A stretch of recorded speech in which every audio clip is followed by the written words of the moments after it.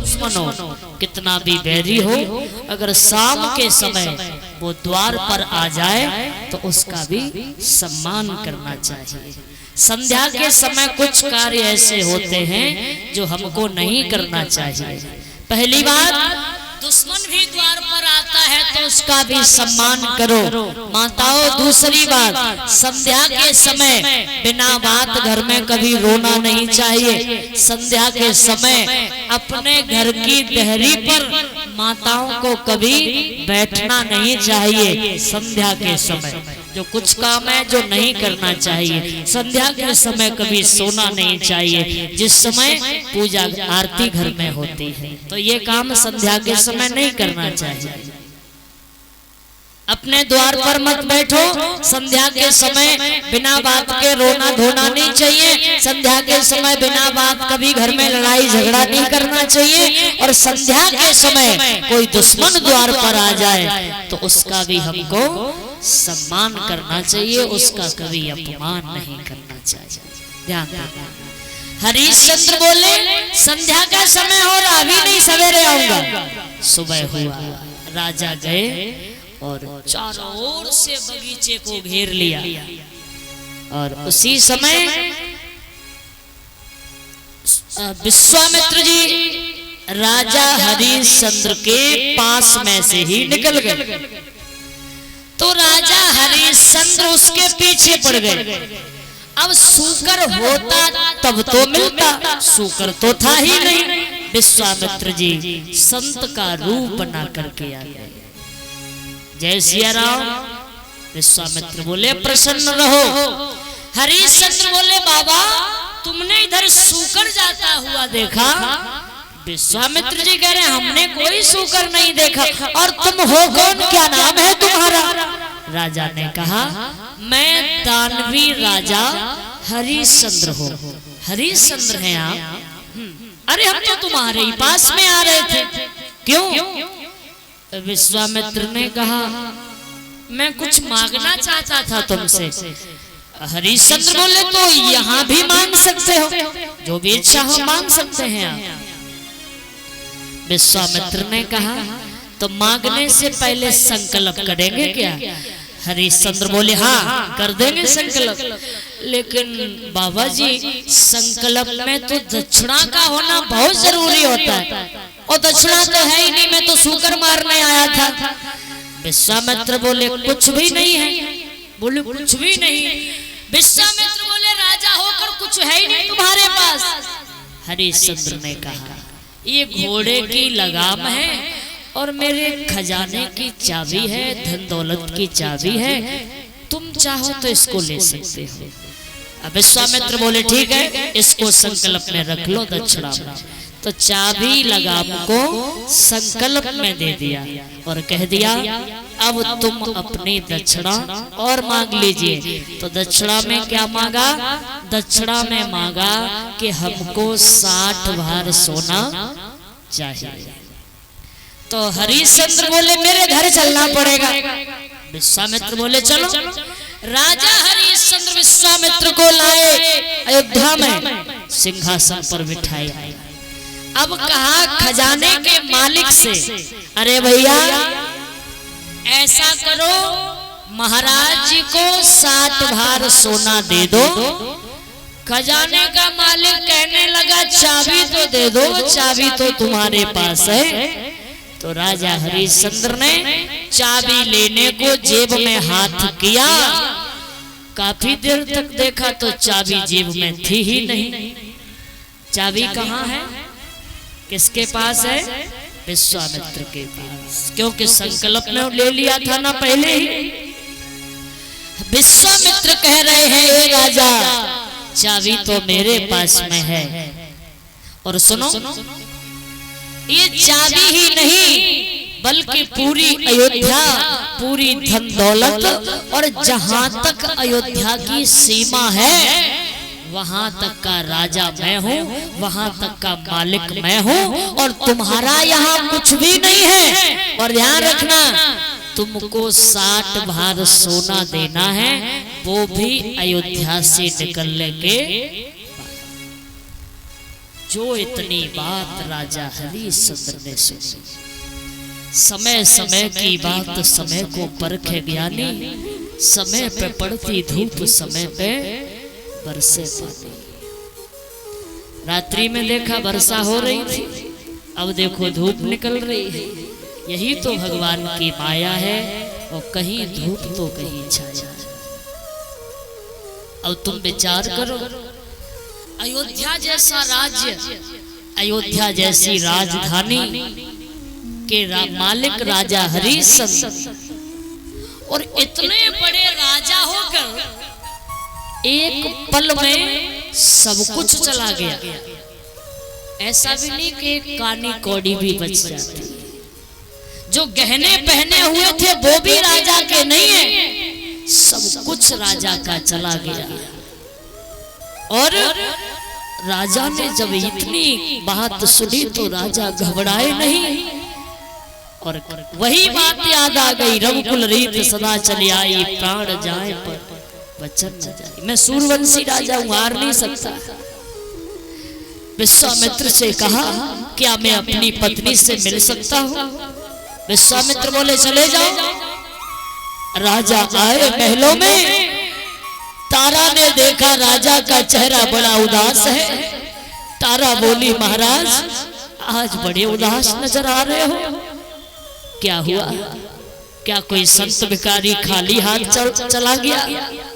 हरिश्चंद्र ने कहा, रानी तारा नहीं तो मैंने सब कुछ, पूरी राजधानी राज्य में दे दी। तारा बोली, तो रो क्यों रहे हो?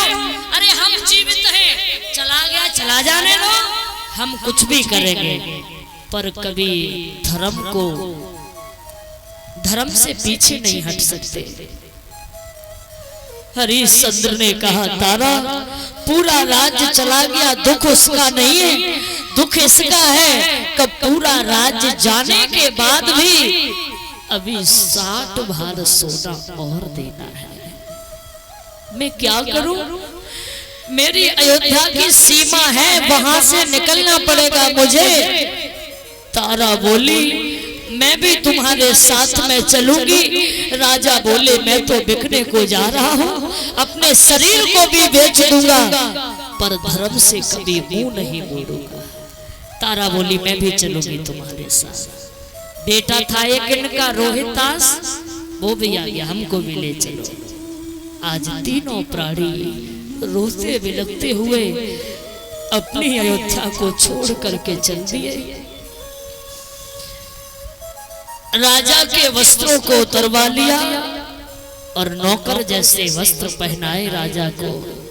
रानी ने भी दासी जैसे वस्त्र धारण किए और नंगे पांव आज राजा हरिश्चंद्र अपनी अयोध्या को छोड़ करके चल देते हैं। बेधना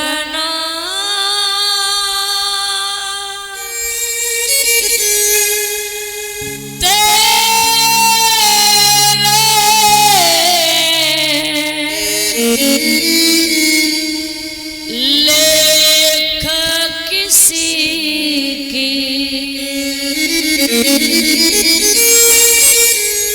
समझ न आते हैं,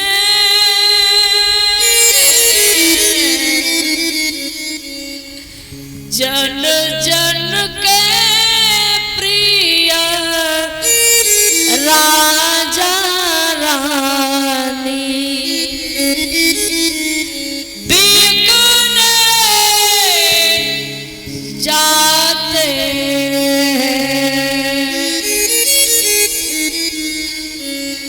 वेदना के लेख किसी के समझ नहीं आते। पूरी अयोध्या रो रही है, पूरी अयोध्या रुदन कर रही है, पूरी अयोध्या विकल हो रही है। कहाँ जा रहे हो महाराज, कहाँ जा रहे हो? कुछ तो बता कर जाओ, कोई तो संदेश देकर जाओ, कोई तो चिट्ठी देकर जाओ, कुछ तो कह कर जाओ, जा कहाँ रहे हो? चिट्ठी न कोई संदेश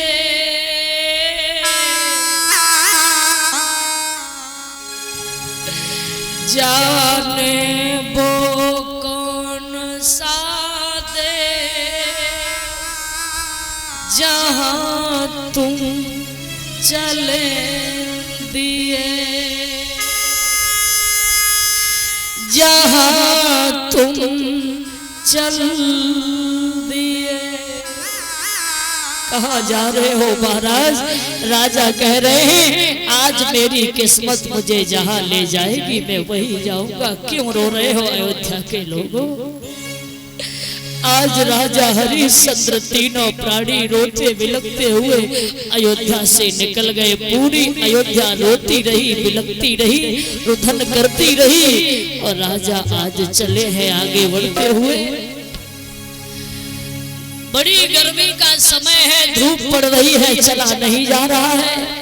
वो राजा हरिश्चंद्र जिसने कभी नंगे पांव धरती पे आज तक चल के नहीं देखा, वो रानी तारा जिसने कभी नंगे पांव महलों से नीचे उतर के नहीं आई, वो बेटा रोहितास जिसने कभी नंगे पांव पलंग से कदम नीचे न रखा, आज वो राजा हरिश्चंद्र, वो तीनों प्राणी आज नंगे पांव और धूप में धूल में चलते हुए जा रहे हैं। हमारे समय तीनों प्राणी बड़े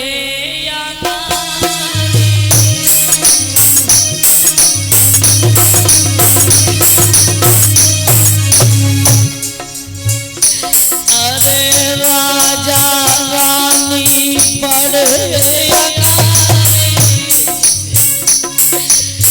बारी धूप चलो नहीं जावे,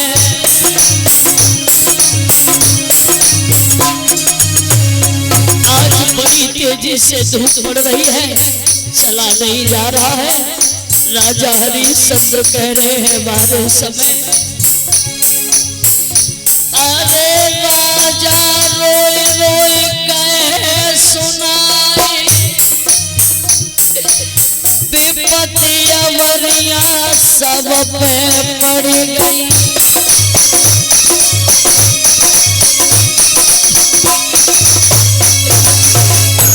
अरे जाऊन मुंह पे लगाई दो दाग, कैसी करूं कहाँ को जाऊं।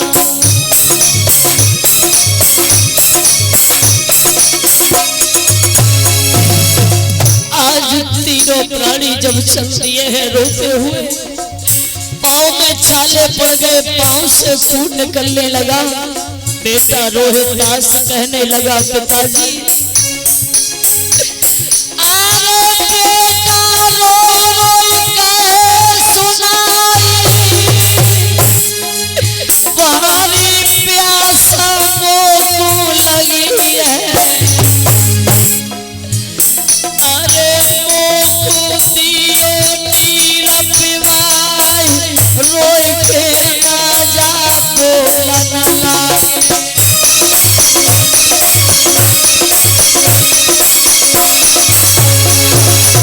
रोहितास कहने लगा पिताजी बड़ी जोर से मुझे प्यास लग रही है, पानी पिला दो हमें।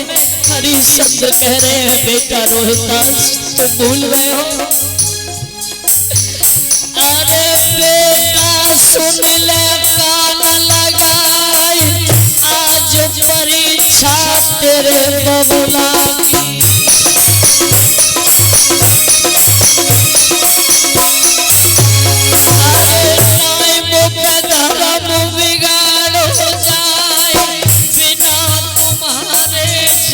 दुनिया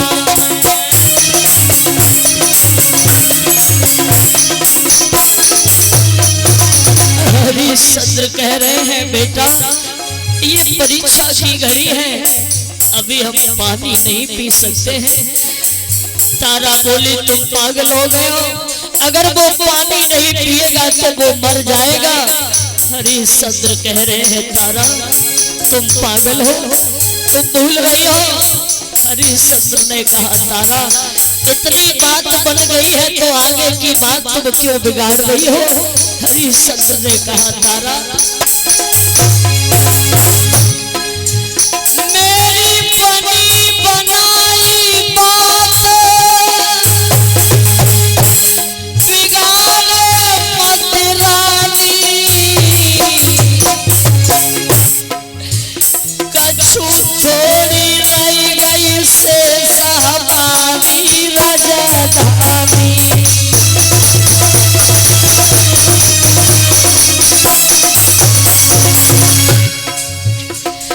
हरिश्चंद्र ने कहा तुम्हें याद है विश्वामित्र ने कहा था राज्य की सीमा से राजधानी से निकलने के बाद में अभी तो मैं यहाँ कुछ नहीं कर सकता हूँ। रानी तारा तुम जानती हो अरे जो हम खावे राज्य में खाना अरे मेरे सिर पाप चढ़े गो मन माना। और रानी अरे धर्म की होए हानि कछु थोड़ी रह गई से हमारी